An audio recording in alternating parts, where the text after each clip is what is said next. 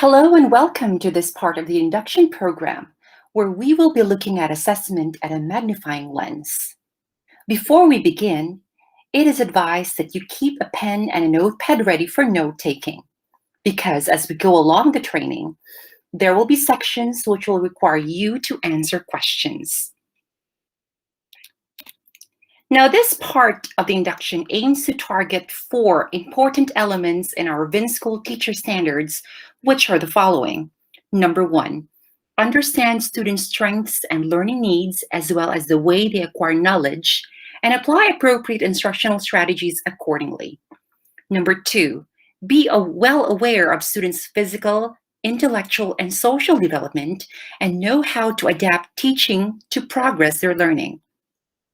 Number 3, make effective use of formative and summative assessment to support student learning and monitor levels of achievement and attainment. And the last one is to use the outcomes of assessment to identify students' learning needs, set targets for improvement, and plan for future teaching and learning interventions.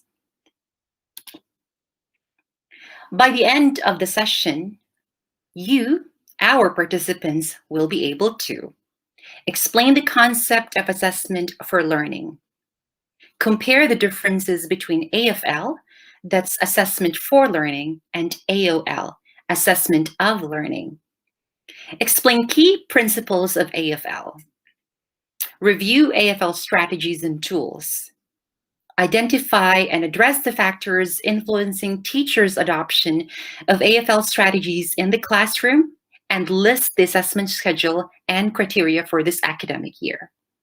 All right, let's get started. I want you to pause for a moment and note down at least 2 misconceptions about assessment for learning that you know or heard or can remember. You have 30 seconds. Ready now? You may begin writing.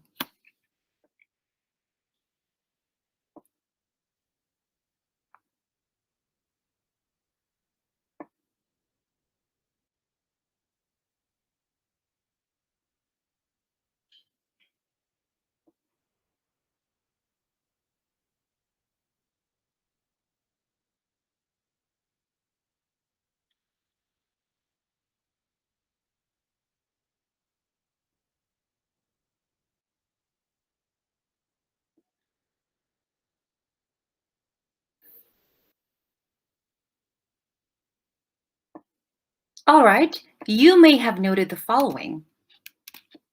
Number 1, assessment and testing are the same thing. Number 2, teachers using AfL will lose control of their class.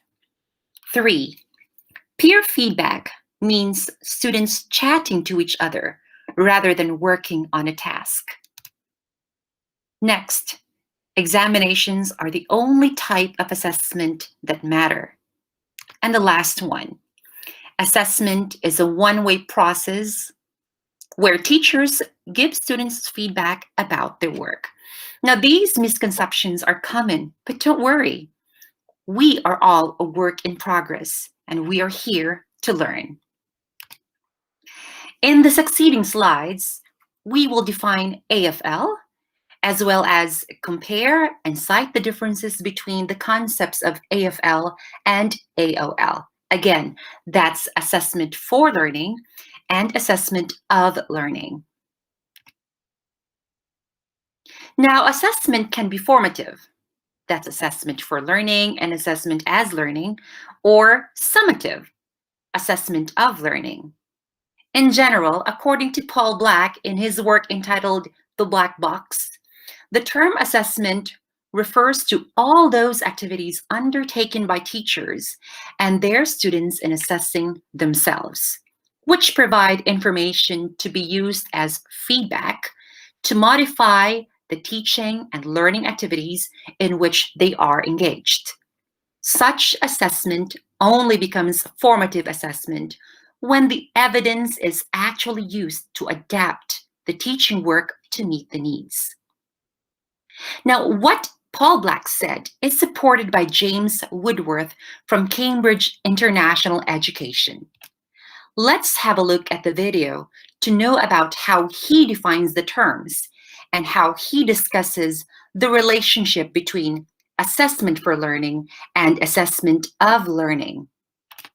Make sure to take notes.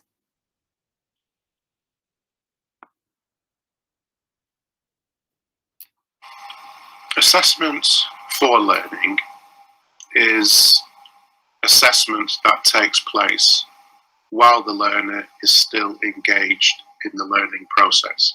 It's what we also call formative assessment, which operates in opposition to summative assessment, which, as the term implies, is assessment which sums up what the learner has just achieved, which is very important, of course. And most of us, when we think about summative assessment, we think about qualifications, exams, and so on. So the really important element of assessment for learning, I would say, is that it enables the learner to get feedback while they're still engaged in the learning process. Any errors or misconceptions which then become apparent can be addressed by the learner before they're summatively assessed, which gives them a better chance of attainment. It gives them the opportunity to improve their potential.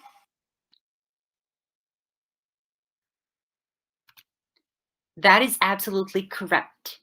AfL is an approach to learning that involves learners in the learning process by creating opportunities for rich dialogue and feedback. It requires you, as a teacher, to observe, interpret, and intervene. One way of thinking about AfL is that it aims to close the gap between a learner's current situation and where they want to be in their learning and achievement. Skilled teachers plan tasks which help learners to do this. AfL involves students becoming more active in their learning and starting to think like a teacher. They think more actively about where they are now, where they are going, and how to get there. Effective teachers integrate AfL in their lessons as a natural part of what they do, choosing how much or how little to use the method. AfL can be adapted to suit the age and ability of the learners involved. In the next slide, we will talk about AfL and the relationship with formative and summative assessment. Traditionally, AfL has been closely associated with formative assessment because practices such as questioning and providing feedback help form or shape student learning. This differs from summative assessment, which typically is an attempt to measure student attainment at the end of a period of learning. Now, this table that you see is based on the UK's National Foundation for Educational Research report, or NFER, in 2007, which classifies types of formative and summative assessment as either formal or informal. It can be argued that all of the assessment strategies in this table support AfL if their ultimate use is to help the student progress in terms of their learning. A good example of using a summative assessment strategy in an AfL context is where a test or exam is used to identify a lack of understanding and subsequently targets are set to rectify this.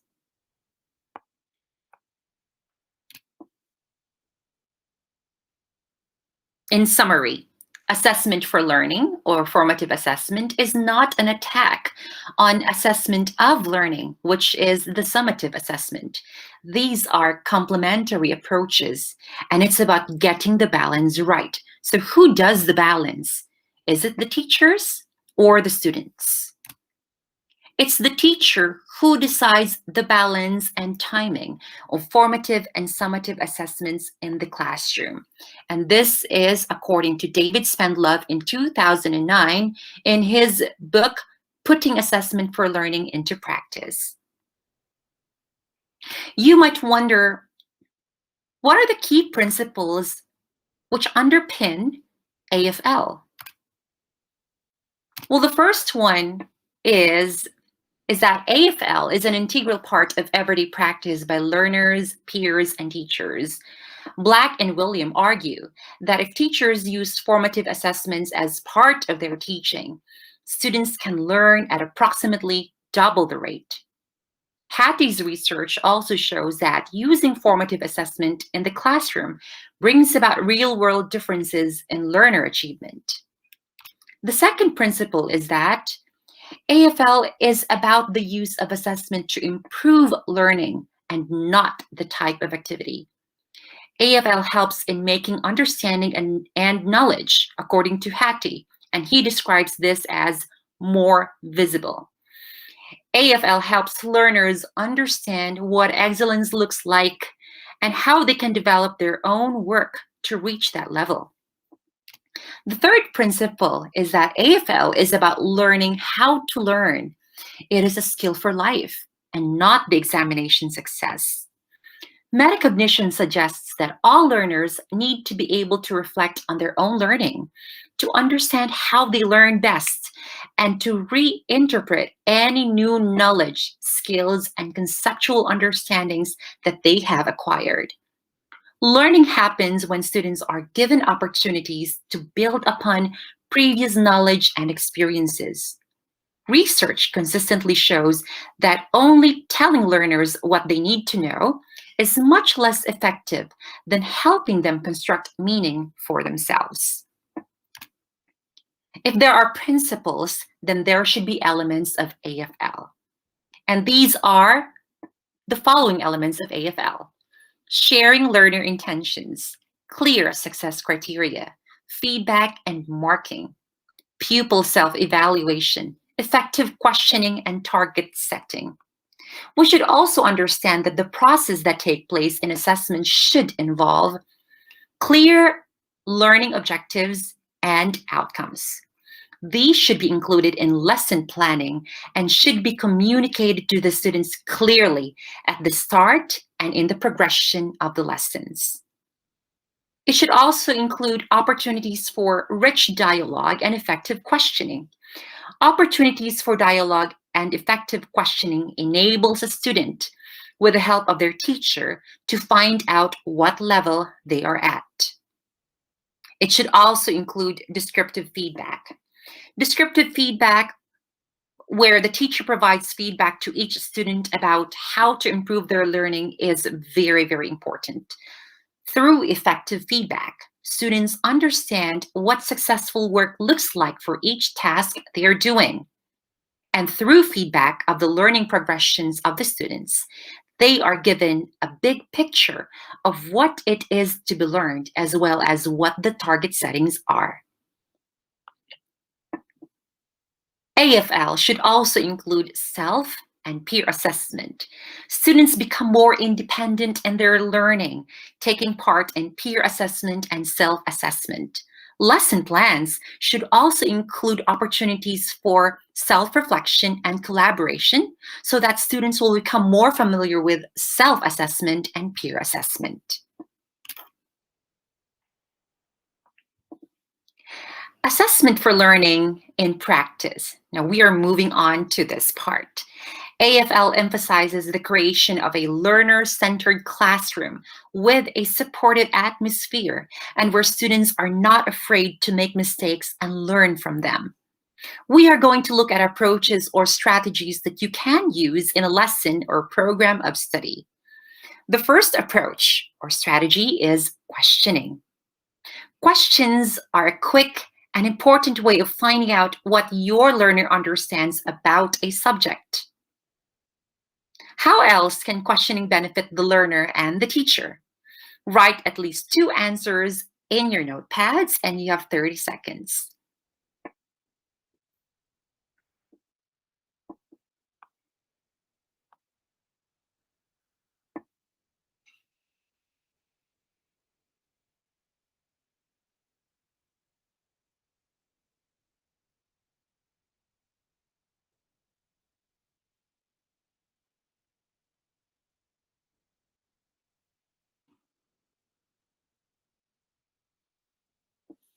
All right, here are the benefits of questioning.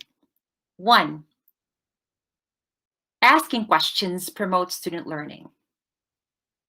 Second, they deeper student understanding on the subject.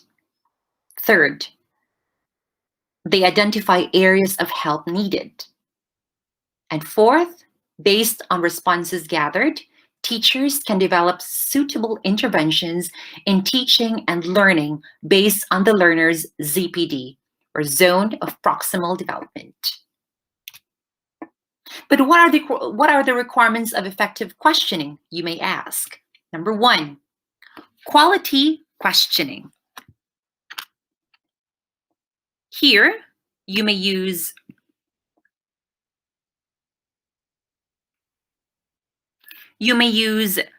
open rather than closed questions. 2, ask effective questions. Next, wait time. One way to help increase wait time and to ensure the whole class is actively engaged is to ask your learners to write down the answer to a closed question on a piece of paper, mini whiteboard, or tablet and hold it up. This immediately gives you feedback about who understands and who does not, and therefore what the next steps in the learning might be. The third requirement for effective questioning is follow-up activities. You can then facilitate the discussion, asking questions to develop the discussion, such as, tell me more about that, and why do you think that? Effective questioning may also have different strategies. 1, use open rather than closed questions, and you can see the type of questions here on the screen. Number 2, ask effective questions. You may invert the question. You may insert the word might into the question, or you may start your questions with a why or a how.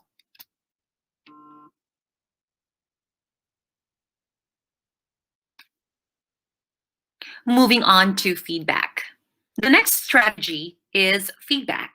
As we all know, feedback is the process in which learners come together with their teachers to discuss where they are in their learning, where they want to be in their learning, and how they're going to get there. It usually involves looking at a particular piece of work done by the learner. Feedback can be described as the bridge between teaching and learning. Feedback, as much as possible, should be descriptive. The aims and objectives of any assignment must be clearly understood by both the learner and the teacher. You can help by providing success criteria before your learners start work. You should aim to provide feedback to each learner that praises task-focused aspects of their work, but also contains targets about how to improve their learning. For example, Ali, you have written a good introduction to your story. Now, can you think how you can make the description of the main character more striking? It is essential that we know when, how often, what language or tone to use when we give feedback, and how we make feedback descriptive. But referring to the last question, how do we make feedback descriptive? Now take a look at the following principles. To make a feedback effective and descriptive, it can be provided by teachers, peers, or through self-assessment. It should be understandable and expressed in a language that student will understand. It should be selective. It can be clear and focused and concentrated on one or two key elements of performance. It should also be balanced, pointing out the positives as well as areas that need improvement. Feedback should also be timely, provided in time to improve the next assignment, and it may be informal, such as real-time feedback during questioning. It should also be context attached to the learning intentions and success criteria. And Last but not least, feedback, descriptive feedback should be forward-looking, suggesting how students might improve subsequent assignment.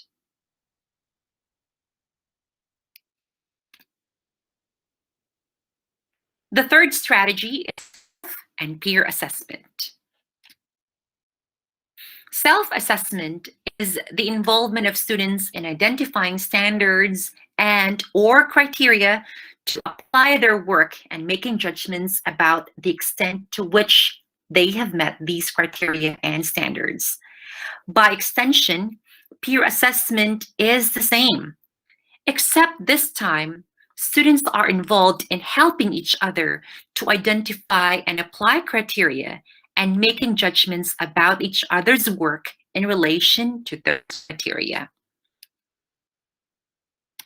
Let's watch the following video to gain a general gist of the concepts of self and peer assessment. Assessment is all around us. If you're a skater at a skate park, you're engaging in self-assessment every time you reflect on your progress and plan your next steps. If you're a runner training for a marathon, you look at time splits and compare it to your goals.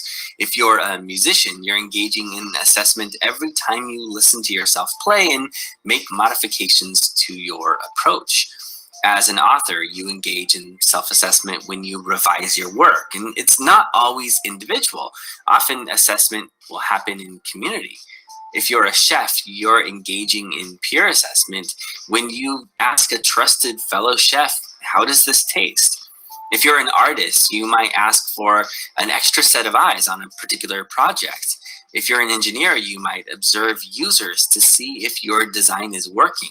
And if you do any kind of creative work, both self-assessment and peer assessment are vital for improving your craft. It helps you refine your process and helps you improve your products.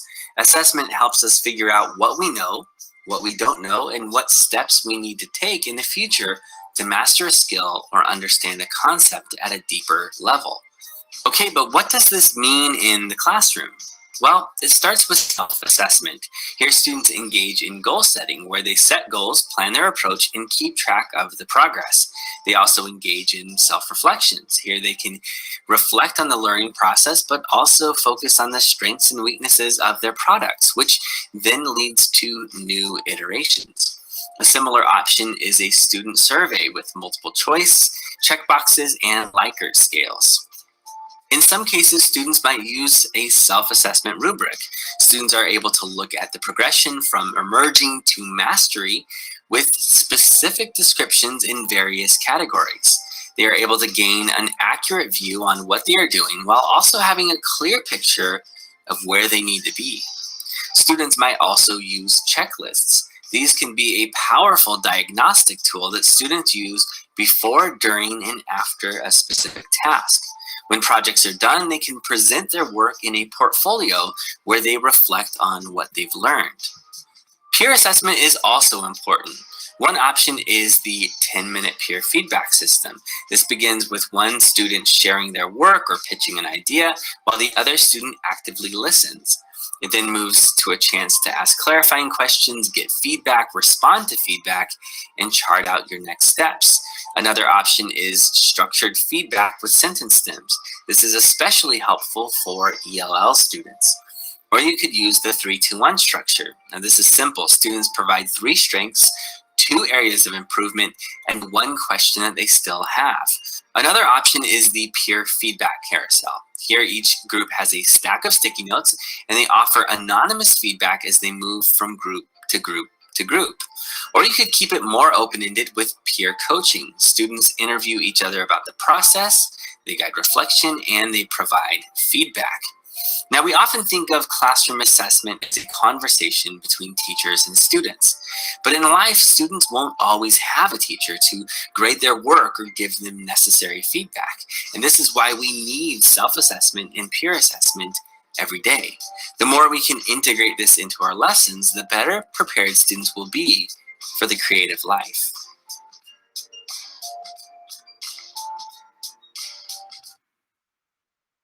John Spencer's ideas about assessment is supported by Bood and Panadero and Alonzo Tapia in 2013. According to Bood in 1995, students identify standards and or criteria and being able to apply them into their work so that to make a judgment if they have met the standards and or criteria.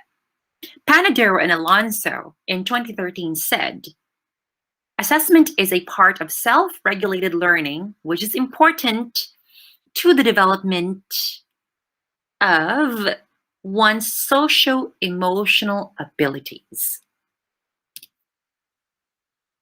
Peer assessment, on the other hand, allows students to identify their own cognitive processes and to learn at the ZPD. It is constructive peer assessment, which motivates students to learn in a collaborative manner, according to Black and William in 2005. Peer assessment also helps to develop skills like teamwork and metacognitive abilities, according to Tapina in 2009. And with peer assessment, students should be equipped with understanding of assessment procedure and criteria to ensure peer assessment is effective.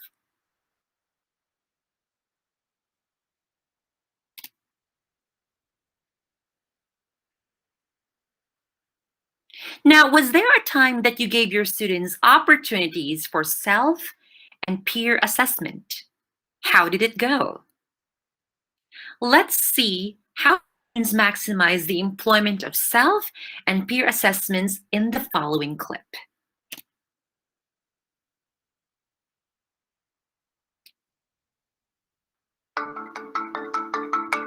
Peer assessment is when you have a partner and you both look over your work and you both list the strengths and weaknesses and you fix it. I feel like I'm next to a teacher, yet I can relate to my peer more because they're basically my age. It was really helpful because sometimes you don't get your ideas straight and forget to include something. But when you look at the rubric, you know what you have to include. Yeah, it helped me because I can see what I did wrong for myself, and then my peers or my friends or whatever, they can tell me so that I can become better, and they can also become better from reading my work. Through this process, my grading over the years has gone higher for all my students. And it's not because I'm being a generous grader, it's because the kids are so involved in the independent process of learning through peer and self-assessment that they are able to really raise their grade to where they feel it needs to be. Before I was really doing self-assessment, peer assessment, I wasn't really clear to myself what I was teaching. So if I wasn't clear about it, how are the students going to be clear about it? And then when I had to really sit down and think about that, it totally changed my approach to teaching and what the children learn. So, how do you do peer assessment?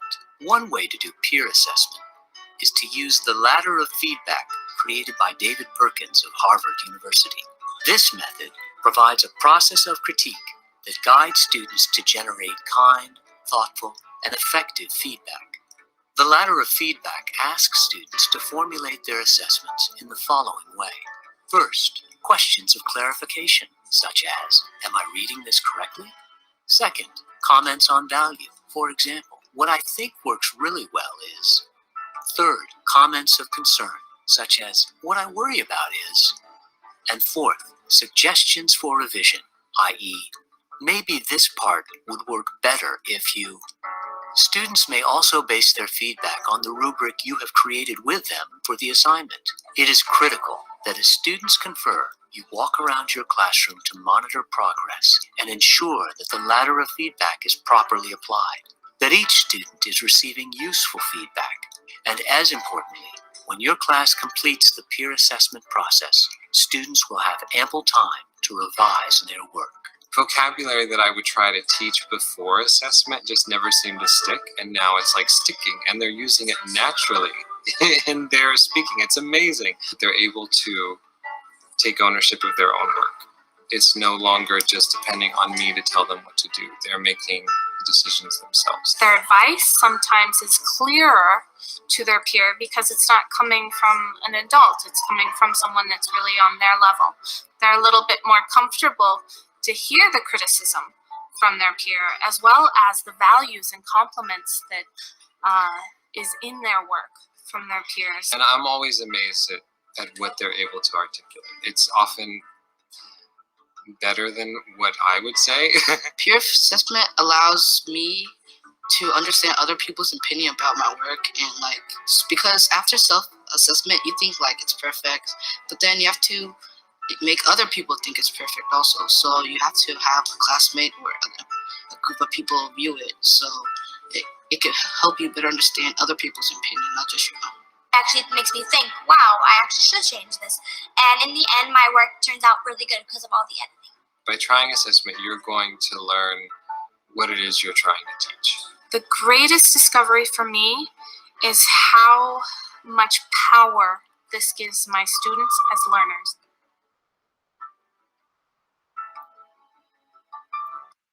Wow. You can see in the video that teachers are walking around, talking to their students, observing what their students do, and paying careful attention to their students' progress. This is what good assessment is all about. Now, good practice of assessment also is defined by the following. 1, you explain to students about self and peer assessment. Tell them about the meanings and principles, the benefits and the motives. 2, involve students in establishing criteria and goals. To do this, you're going to have to ensure that students understand the criteria and the standards. And you can also practice by modeling this to the student.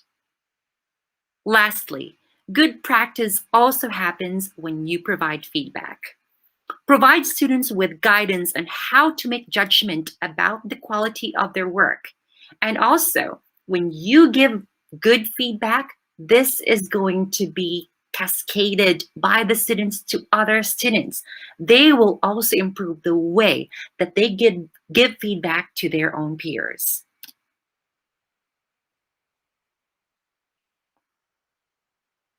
There are other AfL strategies that you can use in your room, aside from questioning and giving feedback and letting the students do self and peer assessment. You may draw a smiley. Ask the students to draw a smiley to gauge whether they understand the lesson or not. You may also get data from how they summarize a sentence, in which case you have to be very observant and attentive. Listen to their answers while they do pair work, or let one partner share to the class what the other partner's answers were. Or you can use traffic lights, or post-its, or you can draw a square and make them tick from an evaluative checklist, or ask them to do a thumbs up.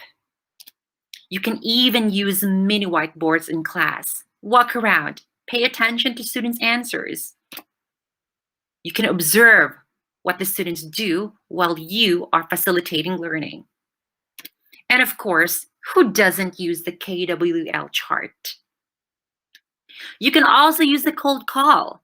This is used in practice as a way to establish high expectations for student preparedness, to encourage meaningful class participation and interaction, and develop students' critical thinking and communication skills.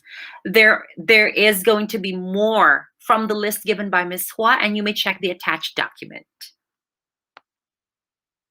Now, AfL strategies also come with AfL tools, such as concept map, or concept tests, knowledge survey, or exams, or oral presentations, poster presentations, peer review, portfolios, checklists and rubrics, written reports, and other assessments such as concept sketches, case studies, and performance assessments.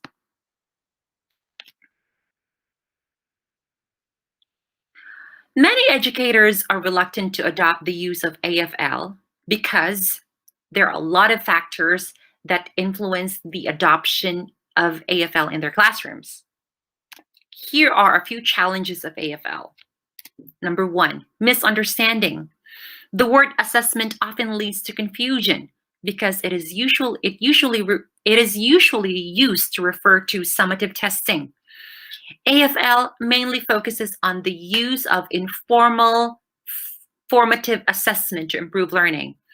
Although teachers and learners can also learn from their work in formal summative test papers, this is not the main emphasis of AFL. Second challenge, training and time. Introducing AFL into a school or classroom takes time. It sometimes requires additional professional training, and that's what we are doing now. And it changes to the ways that teachers interact with their learners. Third is fear of change.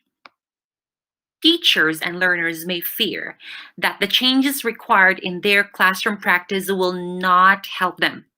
High achieving and diligent learners may find it hard to look for faults and mistakes in their work and thinking. They may feel that they do not want to show any sign of weakness or failure. Another challenge is getting it right. Giving feedback to learners about their work can have a negative effect as well as positive. A teacher must choose their words carefully when giving feedback. If the teacher gives the impression that only the teachers can provide the right answer, learners will find it hard to be independent. The last challenge is culture. Sometimes teachers are judged solely on their ability to get good results in high-stakes summative assessments. Don't you agree? Teachers may feel that they do not have time to do activities that do not seem directly linked to final examination grades. However, using feedback to modify instruction and help learners to better understand assessment objectives will improve exam results. Yes, we know that there are challenges, but the benefits of AFL outweigh the challenges. And here's why. AFL improves learner outcomes. Research shows that effective formative assessment is one of the most important contributors to success in summative assessment. This is because learners have a clear idea of what good work looks like and what they need to do to reach this standard. AFL increases confidence. AFL helps create a sense of self-efficacy, or a learner's confidence in their ability to reach targets through hard work and determination. This is an essential quality for learners to develop. Self-efficacy will help them succeed throughout their life, both professionally and personally. AFL techniques such as feedback can help more able learners to reinforce their learning by explaining ideas to less able classmates. Furthermore, peer feedback helps learners to develop diplomacy and communication skills that will be essential in many aspects of later life. Another benefit of AFL is that it increases independence. AFL enables learners to become less passive in the classroom, especially when combined with other methods that promote this type of approach, such as active learning techniques. Students will develop the ability to assess themselves and to take responsibility for their own learning. AFL also helps teachers. When students are taking a more active role in their learning, teachers have more time to talk to them individually. In addition, teachers have more time to reflect on what is going well in their lesson and what can be improved. The fourth one is that AFL changes the culture of the classroom. Carol Dweck argues that high-achieving learners avoid taking risks because they are afraid of making mistakes. This reduces the amount they can learn. An AfL approach helps to create a supportive and cooperative classroom. In this environment, everyone, including the teacher, should feel able to try new things without worrying that they might fail. If the teacher presents mistakes as an opportunity for learning, this will help every student to reach their full potential. Students will start to see that learning from failure, they can improve outcomes in the future. This also helps in developing a culture of growth mindset. The last one is that AfL allows opportunities for teachers to collect data that aid their instructional practices. Teachers can use data collected as evidence to improve scaffolding, organize small group reteaching, or prepare more enrichment activities to maximize student learning. Teachers can also use these data for pushback if necessary. Now, before I summarize this presentation, allow me to inform you of our school's assessment schedule and criteria, which are the following. For primary ESL expat teachers, you will be asked to assess students' speaking ability by the end of the term. And for secondary and high school teachers, you will be asked to assess the students' speaking and writing skill through projects. Now, these things are campus specific. Therefore, the speaking and writing project guidelines are stage specific, and details of such will be sent out and clarified by your respective HODs and/or campuses. Now, it is the goal of VinSchool education system to breed teachers who are reflective. The following AfL checklist can help you exercise reflective teaching by asking yourself, how effectively am I using questioning? How effective is my use of feedback?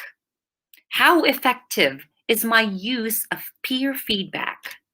How much do I use self-assessment in my practice? Am I helping my students learn effectively from summative tests? Summative assessments? In summary, this part of the training wishes to target 4 principles of our teacher standards. AfL is formative, AOL is summative. AfL involves the learners in the learning process. Effective questioning, descriptive feedback, self and peer assessment are vital in the successful implementation of FAL. AfL improves learner outcomes, confidence, and independence. AfL also aids the teachers in improving their instructional practices to suit each learner needs. And data collection is important to address what is assessed. We are doing this in the hopes that we will reflect on ourselves and admit that we are educational doctors. We assess, we run tests, we diagnose, and we prescribe. Now, can you explain the concept of assessment for learning? Can you compare the differences between AfL and AOL? Can you explain key principles of AfL?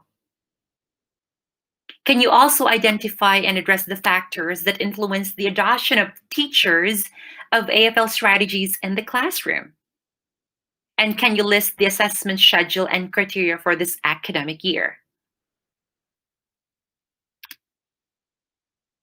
These are the references that I've used in the creation of this video. Thank you very much and happy teaching.